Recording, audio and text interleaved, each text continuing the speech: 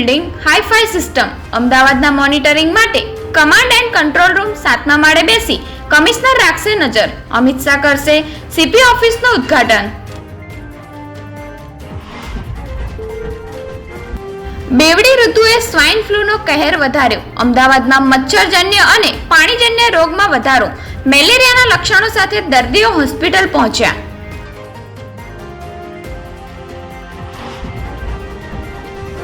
BSc નર્સિંગમાં અભ્યાસ કરતી ખેડૂત પુત્રીનો આપઘાત.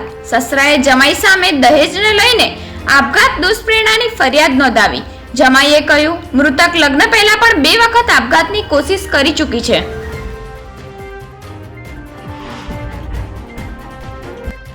દિવસ મોત સામે લડ્યો. સુરતમાં પતરાના શેડની આગમાં દાઝેલા યુવકનું સારવાર દરમિયાન મોત.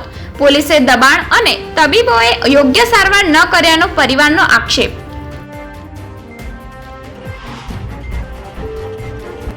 અમિત શાહ 2 દિવસ ગુજરાતમાં. ભાડજમાં 447 કરોડના વિકાસ કાર્યનો લોકાર્પણ, ખાતમુહૂર્ત કર્યા. કહ્યું, ગુજરાત આવતા વર્ષે સ્વચ્છતામાં પહેલા નંબરે આવશે.